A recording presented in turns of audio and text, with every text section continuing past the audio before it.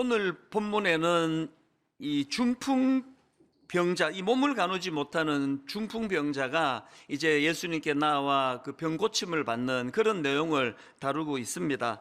그런데 이 본문 말씀에서 그 과정에서 굉장히 독특하고 또 특이한 한 부분이 나오는데요. 그게 오늘 보면 4절에 나옵니다.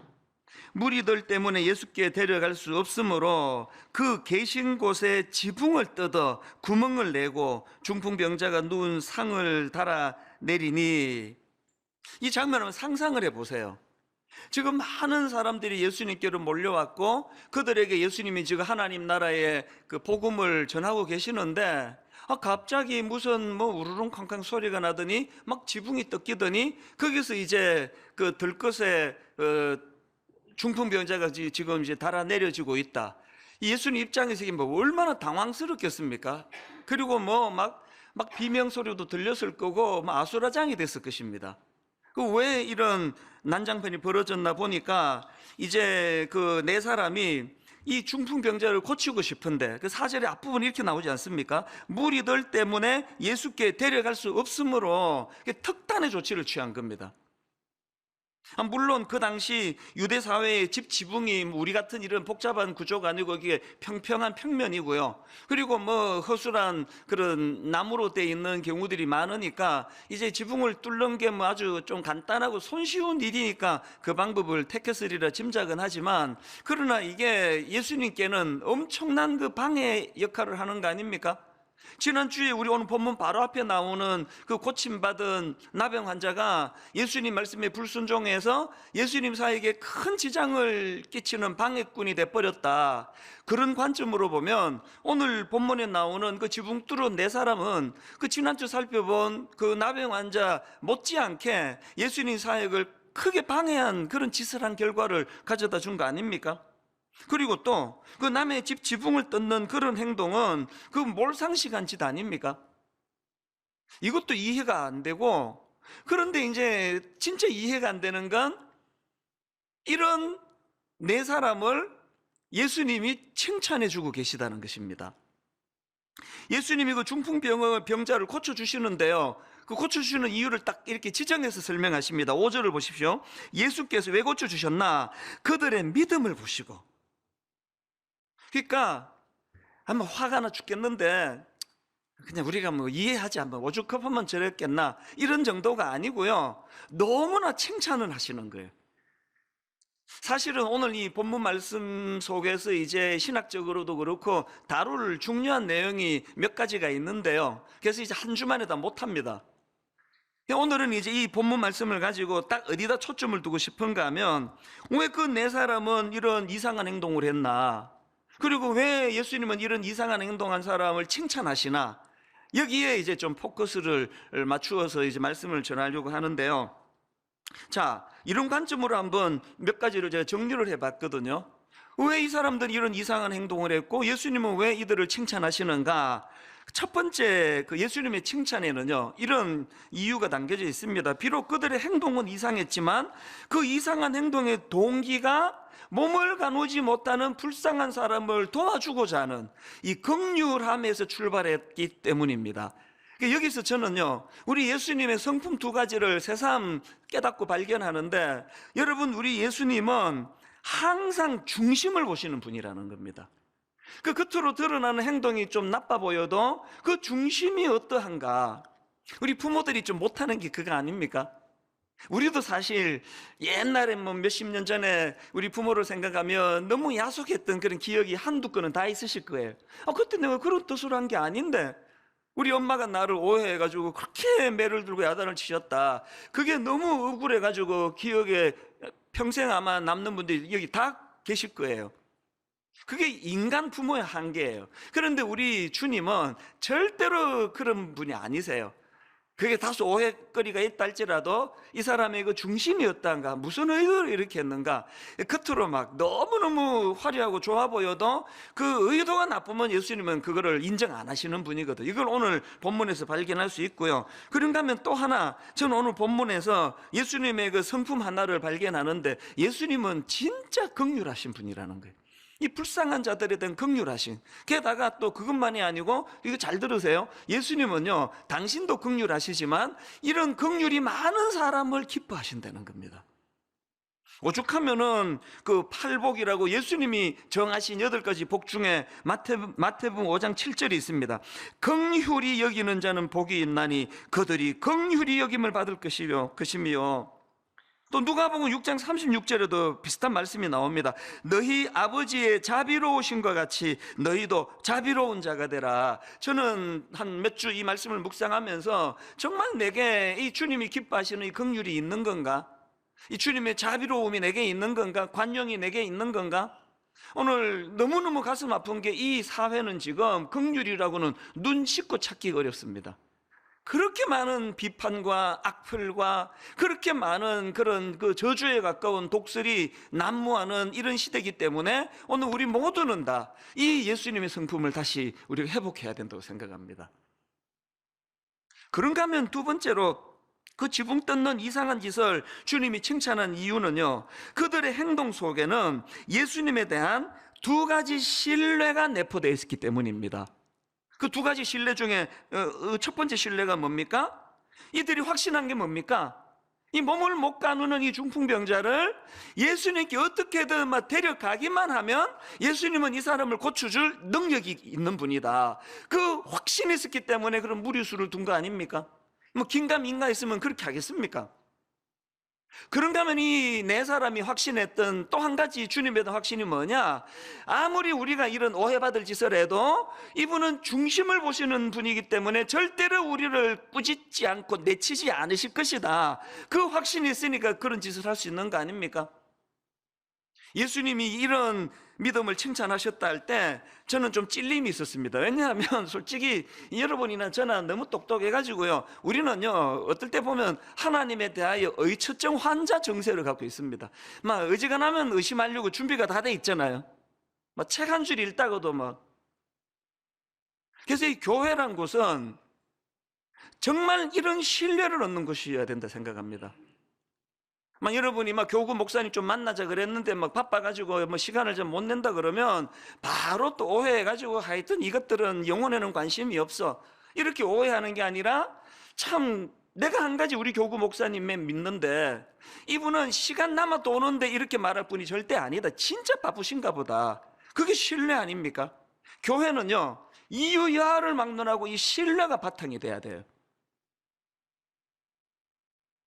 그런가 하면은 세 번째, 그 지붕 뜯은 그들이 예수님께 칭찬받은 포인트가 하나 더 있는데요, 바로 행동하는 믿음입니다. 행동하는 믿음.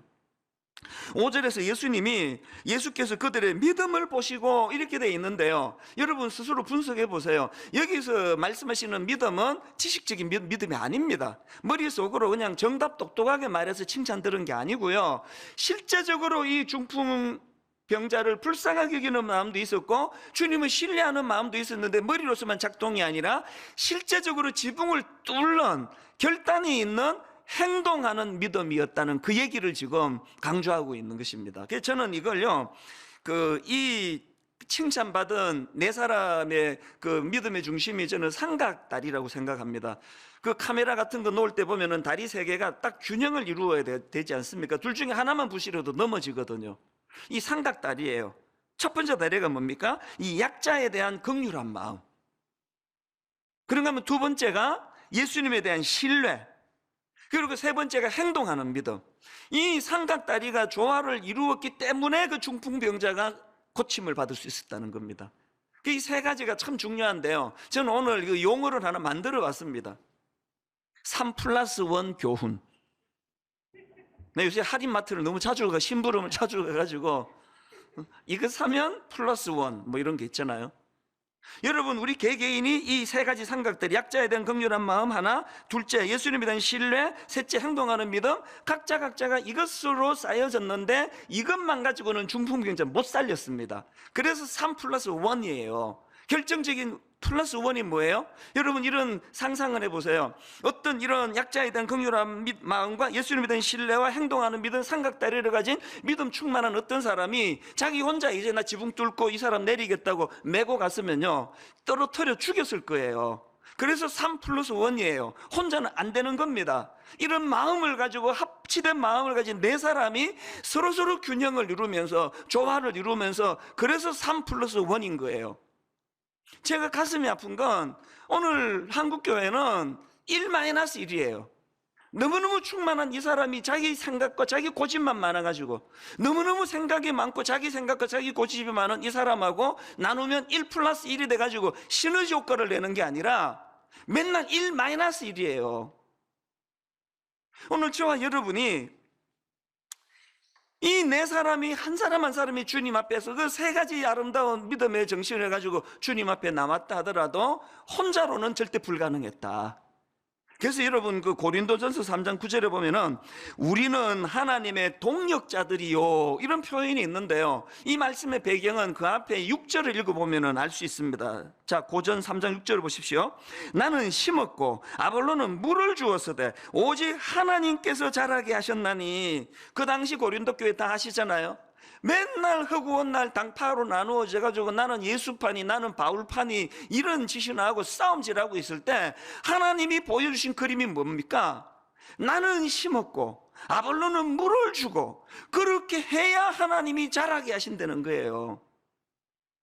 이게 오늘 우리 교회에는 주시는 메시지가 없습니까? 3 플러스 1 교훈을 앞으로 하리마트에 가실 때마다 떠올리시기를 바랍니다. 나 혼자 믿으면 안 된다. 3 플러스 1. 그래서 이 네 사람이 서로 조화를 이루면서, 사실 저는 이 말씀을 묵상하면서 오늘 그 우리 교회 소그룹 다락방 모임인 구역 모임인 다락방 모임에 참여할 것을 내가 강하게 제가 오늘 권면해야 되겠다, 그런 생각을 했습니다. 혼자는 아닙니다. 혼자서 죽어가는 그 연약한 자들 못 살립니다. 교회는 연합이에요. 교회는 하나됨이거든요. 코로나19가 딱 터지고요, 바로 얼마 있다가 우리 교회 장로님 한 분이 자기의 이게 제가 보니까 그 영성 일기 같은 거예요. 그 일기 같은 내용을 제게 보내줬는데 너무 감동을 받았습니다. 시작이 이렇게 되더라고요. 다락방 형제들이 보고 싶어 몇 주 전에 계획했던 다락방 번개 모임이 오늘인데, 이제 이게 그 3월 달에 쓴 거니까요, 코로나 바이러스가 터지기 전에 그때가 이제 그 방학 중이니까, 그래서 우리 남자 그 순원들끼리 한번 번개 모임 가지자기 치킨집에서 갖기로 이제 약속을 하고 의논을 한 겁니다. 그랬는데 코로나가 터져버린 거예요. 이거를 배경으로 이 내용을 한번 들어보십시오. 다락방 형제들이 보고 싶어 몇 주 전에 계획했던 다락방 번개 모임이 오늘인데, 분당 지역에 확진자들이 계속 늘어나는 바람에 오늘 번개 모임을 취소했다. 모이기로 한 장소가 우리 교인이 하시는 치킨집이었기 때문에 그 모임 예약을 취소하고 나니 마음이 더 무거웠다. 그래서 오늘 저녁은 치킨으로 하자고 권면했다. 모든 순원님들에게는 권면을 해가지고, 그 다음 보세요. 그래서 가능하신 분들은 오늘 원래 번개 모임 장소였던 치킨집에 직접 가서 치킨을 여러 마리씩 사서 각자 집에서 식구들과 저녁을 치킨으로 먹게 되었다. 그리고 그 다음 내용도 감동이에요. 그 후에 한 순원분 제안으로 인터넷 영상 프로그램을 이용해서 화상으로 총 남자 7분이 참여하여 그동안 나누지 못했던 이야기를 50분 넘게 함께 나누었다. 와우! 너무 행복하고 기뻤다. 같이 기도하고 삶을 나누고 너무 감사했다. 화질도 의사표현도 정확하게 전달되어 너무나 신기했다. 그래, 이렇게 하면 되겠다. 매주 목요일 8시 우린 이 방에서 다락방 모임을 갖기로 했다. 기도하고 찬양하고 삶을 나누고. 다락방 번개 모임을 취소하고 참 힘들었는데 새로운 힘이 생겨났다. 하나님 감사합니다. 힘들지만 버텨서 이겨낼게요. 우리 순원들을 보고 나니 참 좋다, 행복하다. 2020년 3월 19일 밤, 이게 얼마나 감동이 됐는지 모릅니다. 어떤 분들이 오해하세요. 나는 이제 요거 코로나 끝나면 얼굴 대면할 때 다락방 나갈 거야. 그 진짜 잘못 생각하시는 거예요. 여러분이 지금 나가셔야 되는 이유가 뭡니까? 지금이 위로가 필요하거든요. 지금이 기도가 필요하거든요. 지금이 내 사람의 그 사람들이 들 것에 실어 여러분을 위하여 중보해 줄 때거든요.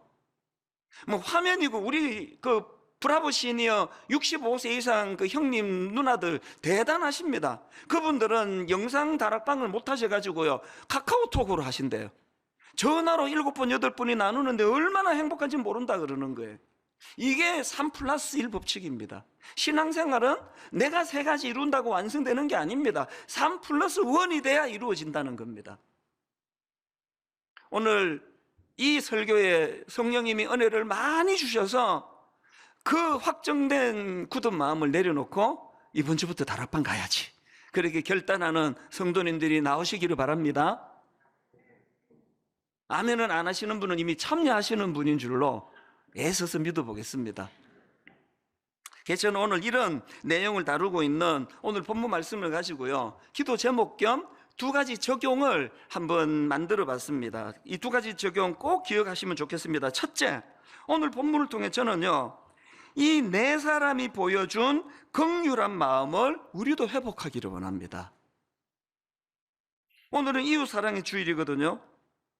우리 교회 이웃사랑 섬김과 관련해서 2 기둥이 있습니다. 하나는 바깥에 재단을 만든 복지재단으로 섬기고 있고요, 또 하나는 교회 안에 있는 이웃사랑 분과가 있습니다. 지금 복지재단은 뭐 직원이 한 200 몇십 명 정도 되고 또 막 수많은 분들이 참여하고 정확한 통계는 제가 최근 건 잘 기억이 안 납니다만 조금 전에 우리 그 이웃사랑 분과를 담당하는 교역자가 보내왔는데 보니까 지금 우리 교회 안에 있는 이웃사랑 분과에서 한 500여 명의 봉사자들이 정성으로 섬기고 계시다고 그러더라고요. 오늘 이분들을 위해서 꼭 기도해 주시기를 바랍니다. 이제 요 설교가 끝나는 부분에 이웃사랑 분과에서 만든 영상을 이제 곧 보여드릴 텐데요, 이거를 이제 미리 만들어서 제게 보여줬는데 제가 정말 마음이 뜨겁고 눈시울이 붉어졌습니다. 왜냐 하니까요 정말 고군분투하는 겁니다. 지금 1:1 결혼과 반찬 배달을 그동안 해왔는데요, 참 사연은 다 각각 다르시겠지만 지금 독거 노인분들도 계시고 이런저런 혼자서 이제 반찬을 해 드실 수 없는 분들을 위하여 정성껏 지금 여기 드림센터에서 반찬을 만들어서 배달을 하시는데, 이제 코로나로 이게 지금 어려운 상황인데도 불구하고요 여전히 지금 이제 이따 영상 보시면요 너무너무 정성이 느껴집니다. 그래서 참 할아버지를 찾아가시는 그 장면도 마음을 뭉클하게 했고요, 또 그런가 하면은 그 에듀투게더라고 지금 그 좀 경제적으로 어려운 그 아이들, 과외를 받을 수 없는 아이들을 우리 봉사자들이 지금 영어도 가르치고 수학도 가르치고 있는데 코로나로 지금 못 모이지 않습니까? 그래서 제가 그 영상에 보니까요 정말 울컥했습니다.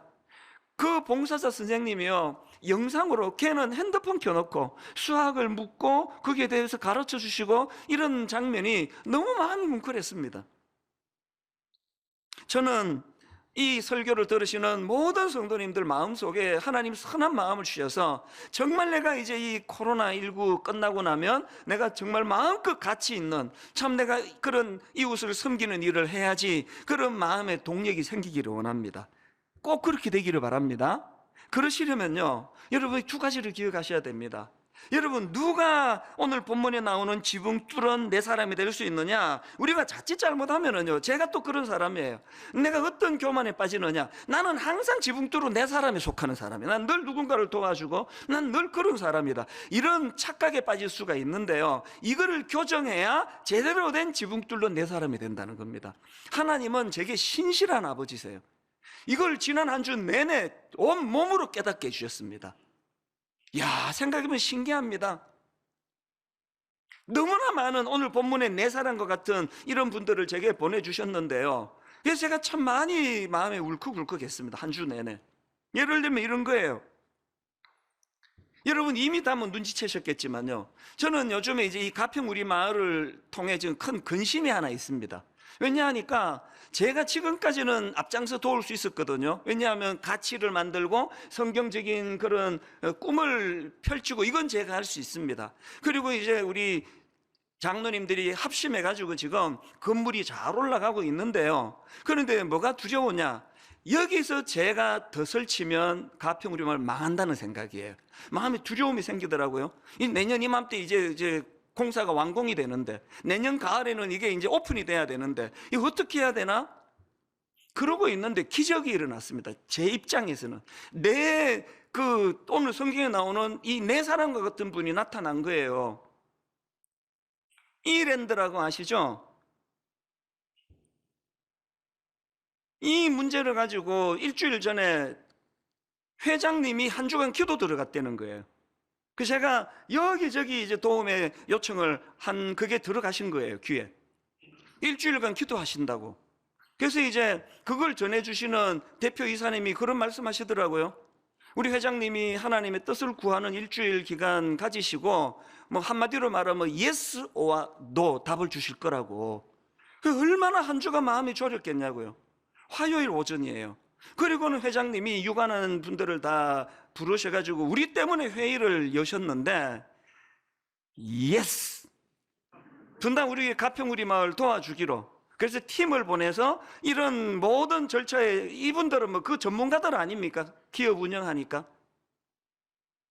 그래서 이제 그 대표이사님이 저한테 그 분당 우리 교회가 우리한테 뭘 원하는지를, 뭘 요구하는지를 정리를 해서 보내달라 그래가지고 제가 좀 기왕에 해서 쫙 보내줬어요. 금요일 오후에 그 대표이사님이 또 전화를 주셨어요. 목사님 보내온 걸 보니까 이게 사람 하나 보내가지고 될 게 아니더군요. 그래서 더 놀라운 이야기를 했습니다. 저희 때문에 팀을 만들기로 했대요. 팀을 만들어서 파송을 해주기로 했답니다. 이 전화를 끊고도 그 요새 왜 그 인터넷 뱅킹에서 돈 빼먹는 사기하는 걸 뭐라 그러죠? 보이스 피싱인가 이게? 이게 기업에서 한 교회가 하는 일을 왜 팀을 만들어서 도와줘야 됩니까? 제가 그 전화를 끊고 그분께도 또 그 회장님께도 너무너무 감사했지만 하나님은 저에게 뭘 깨닫게 해주시는 거예요? 늘 나는 내 사람 쪽에 택고 난 늘 누군가를 도와주는 사람이라는 이 착각을 깨트려 주시기 위하여 네가 그 자리에 서기까지 얼마나 많은 내가 보내준 내 사람의 혜택을 잊고 있었는지 아느냐. 한 주 내내 또 어떤 감격이 있었는지 아십니까? 지난주에도 제가 좀 길게 설명했기 때문에 눈치가 빠른 분들은 좀 눈치를 채셨겠지만요. 저희가 이제 이번에 기독교 성윤리 연구소에서 10권짜리 이제 우리 자녀 성경적 성교육 시리즈 책을 발간하지 않았습니까? 그랬더니 이제 또 이 책을 이제 누군가 오해를 해가지고 이거 친동성의 책이다. 교회가 왜 이따위 책을 만드느냐. 그래서 내가 너무 당황을 한 거예요. 아닌데 이게.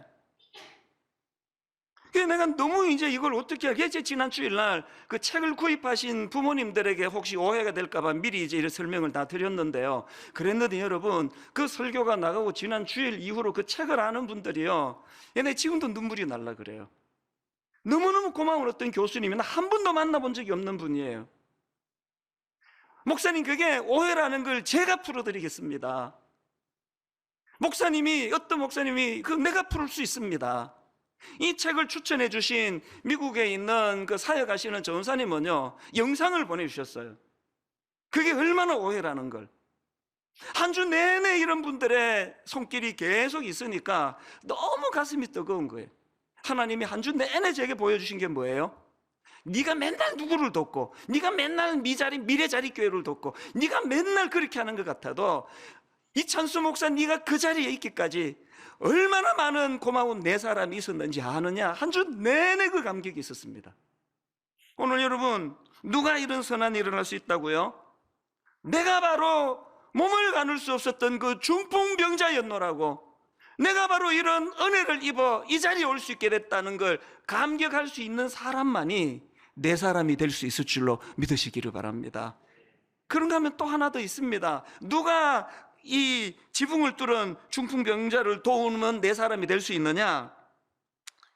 이것도 지난주에 하나님이 저에게 친절히 보여주신 증표예요. 이 답을 하기 전에 내가 경험한 걸 얘기 드릴게요. 미국에 존 파이프 목사님이라고 계세요. 제가 참 존경하는 분이에요. 여러분, 지금 미국이 그 백인 경찰관이 흑인 남성을 체포하는 과정에 과잉 진압으로 그 사람이 사망하고, 그래서 이제 분노한 사람들이 이제 데모하다가 이게 막 미국 전역을 뒤덮고 이제 그게 막 방화, 상점, 약탈, 막 폭력 이렇게 뒤덮고 있던 그런 상황에 이 존 파이브 목사님이 참 아픈 마음으로 기도하신 영상이에요. 기도가 한 5, 6분 긴 기도인데요. 제가 그걸 보면서 마음이 너무너무 뜨거워졌습니다. 그 기도 중에 이런 대목이 있더라고요. 마음이 토라진 선지자 요나에게 하나님은 니느웨에 대한 칭찬의 말이 아니라 커다란 긍휼을 말씀하셨습니다.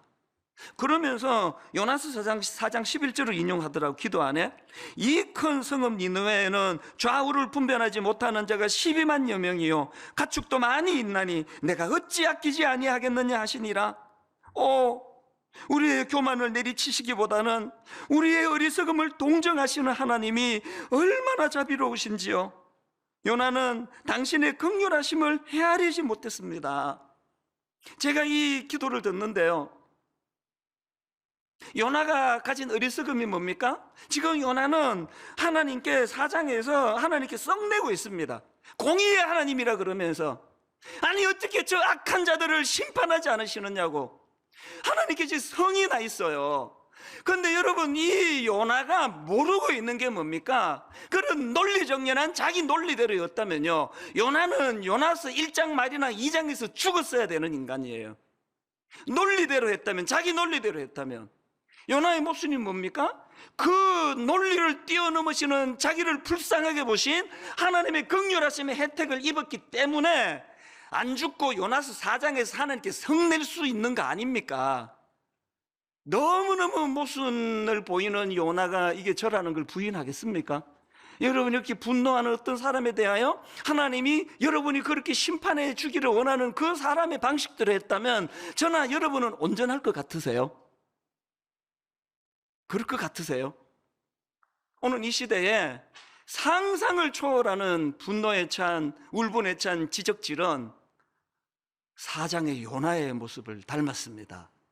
누가 연약한 자를 그런 식으로 지 잘못이지 뭐, 건강관리 못해가지고 저 몸도 못 가누는 병 얻은 거 아니야?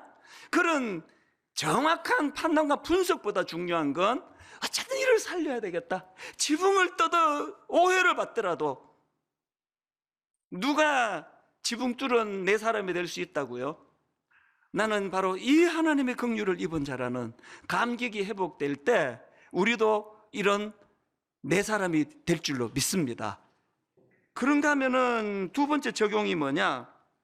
우리 모두는 힘을 합하여 다음 세대를 살려야 합니다. 제가 왜 이런 적용을 만들 수 있었냐면요, 5절에 나오는 표현 하나 때문입니다. 5절을 보십시오. 예수께서 그들의 믿음을 보시고 중풍병자에게 이르시되 작은 자야 내 죄사함을 받았느니라. 제가 주목한 건 주님이 그를 작은 자라고 부르신 겁니다. 이 작은 자는 헬라어로 테크논이라는 단어인데요, 이 테크논은 글자 그대로 아이 이런 뜻을 가지고 있고요, 또 그런가 하면 집합적으로 후대, 후손들 이런 뜻을 가지고 있고요, 그런가 하면은 이 테크논은 그 친밀감을 표현할 때 사용하는 그런 표현이기도 합니다. 빌레몬 1장 10절에서 그 노예가 주인의 재산을 가지고 도망가다가 잡힌 그 기억나시죠? 제가 설교한 거. 빌레몬 1장 10절에서 사도 바울이 이렇게 표현합니다. 갇힌 중에서 낳은 아들 오네시모를 위하여. 이 아들이 테크논이에요. 저는 이 세 가지 의미를 묵상을 하면서 마음이 너무너무 은혜가 되더라고요. 그리고는 또 한 가지 5절에 보니까요, 예수께서 그들의 믿음을 보시고, 그 다음 보세요, 중풍병자에게 이르시되, 이 중풍병자를 영어 NIV 성경을 제가 대조를 해보니까 여기 나오는 이 중풍병자를 영어 성경에는 마비된 환자 이렇게 번역을 하고 있더라고요. 본문에 나오는 중풍병자의 특징은요, 병으로 몸이 마비된 사람이에요. 못 움직이는 사람이에요.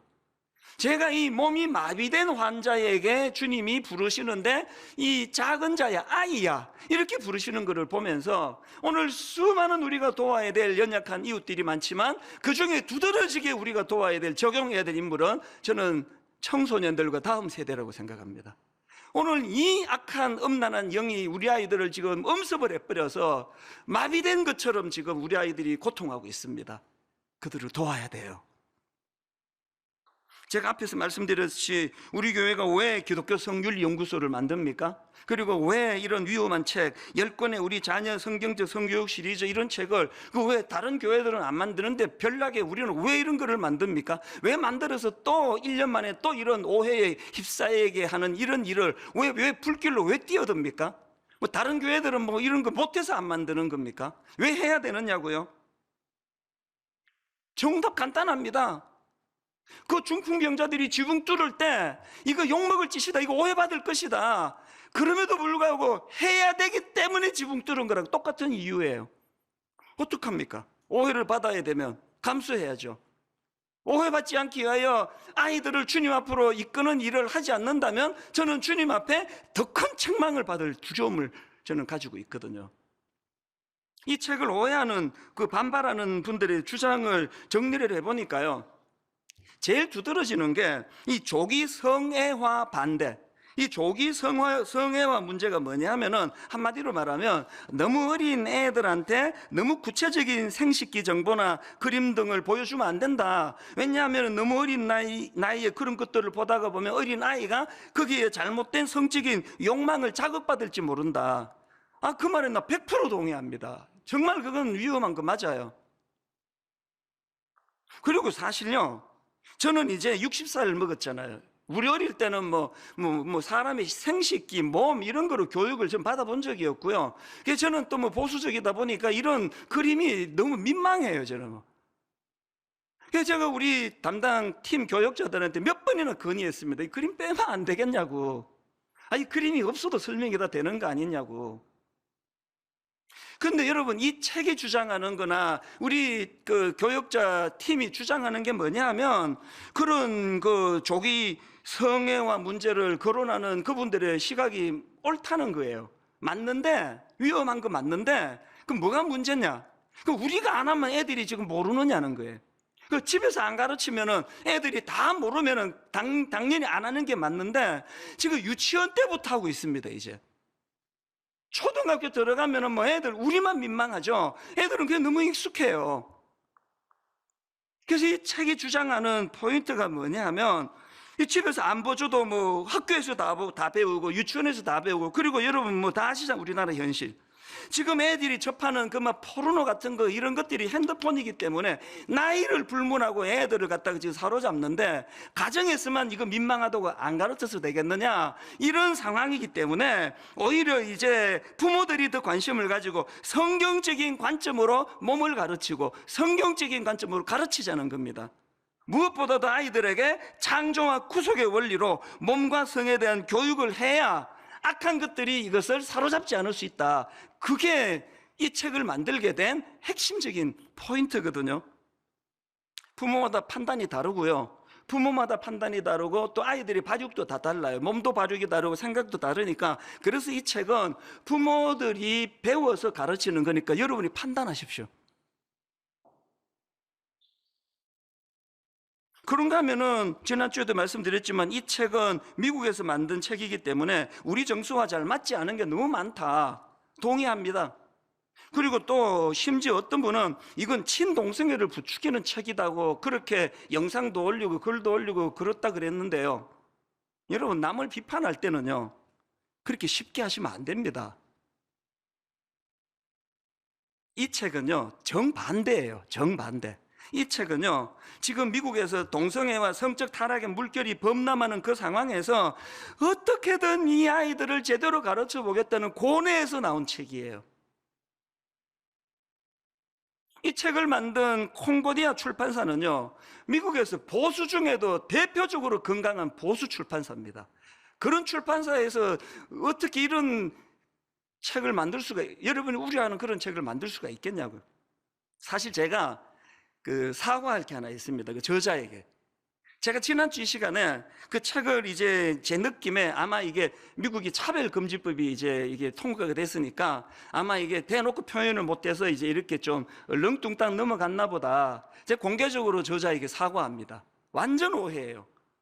이 책은 자녀 교육용이라 그랬잖아요. 너무나 동성애에 찌들어 있는 그 아이들에게 거부감 없이 다가가기 위해서 전략적으로 그 아이들을 중학교 때, 고등학교 때는 또 단호하게 또 가르치잖아요.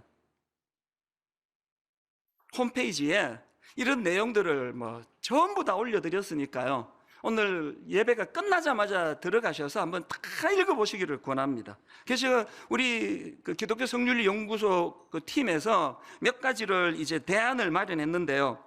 첫 번째로는 이 책을 번역하는 과정에서 좀 번역이 애매하게 문화적이고 정서적이고 그 사회의 이런 정서를 무시하고 번역을 한 부분이 오해를 일으켰다. 지난 한 주 동안 우리 교역자 팀에서 그런 거 다 뒤졌습니다. 이번에 보니까 우리 교역자들 영어 실력도 꽤 돼요. 다 그거를 찾아가지고 출판사에 건의하기로 했고요. 그리고 두 번째로는 이게 그 번역만 고쳐서 되는 게 아니고요. 문화적인 정서가 다르기 때문에 각주를 활용해서 그야말로 이 번역을 바꾸어도 문맥을 놓치면 이게 또 잘못된 해석이 가능하기 때문에 이제 각주를 넣어가지고 부모님들이 알면 좋은 내용을 상세하게 거기다가 다 넣기로 했습니다. 그리고 또 중요한 것 하나, 독자 연령층을 수정했습니다. 이게 예를 들면요, 맨 마지막 9번, 10번 책은요, 미국에서 15살 이상 아이들에게 이제 가르치라는 책인데요, 우리 팀에서 분석해 보니까 이거 우리나라랑 너무 안 맞아요. 그래서 이 책을요, 결혼을 앞둔 청년, 대학생 이상 청년으로 나이를 수정하기로 했습니다. 이 모든 내용들을 우리가 홈페이지에 다 이제 올려드리고 있습니다. 왜냐하면 이 책을 미리 구입한 분이 계시기 때문에 그거 어떡하냐고 그렇게 하실 분이 계실까봐 다 올려드렸으니까요. 여러분 자녀들에게 이것을 교재로 쓰시기 전에 꼭 부모가 먼저 공부하시고, 그리고 우리 아이들을 살려야 돼요. 정말 우리 아이들을 살려야 됩니다. 이 음란하고 패역한 너무너무 상상을 초월하는 무서운 성적인 공격을 아이들이 방어할 수 있도록 가르쳐야 됩니다. 왜 이걸 제가 이렇게 상세하게 말씀을 드리는가 하면 여러분 중에 우리 애는 다 컸어. 아닙니다. 여러분이 배 아파 나이는 다 컸지만 오늘 이 공동체 안에 믿음의 청소년들은 다 여러분의 영적 자녀들이에요. 기도해야 되고 도와줘야 돼요. 그래서 제가 사실은 지난 한 주간 마음이 복잡했다가 또 먹구름이 밀려왔다가 너무너무 고마운 네 분들이 도와주겠다고 오해 풀어주겠다 해서 기분이 또 풀렸다가 다시 우울했다가 나 바보 아닌가? 1년 전에 그렇게 오해를 받아가지고 그냥 먹잇감이 돼가지고 그렇게 시달리고 순환을 당해놓고 또 왜 안 해도 되는 거를 하냐고 그랬다가 또 하나님께 위로를 받았다가, 저는 오늘 여러분들한테 진짜 우리 다음 세대를 살리기 위하여 온 교회가, 그래서 우리 교회가 이 드림센터를 환원하고 가평우리 마을을 만드는 이 모든 그 안에 다음 세대를 살리는 일에 총력을 기울이는 그런 교회가 되기를 바랍니다.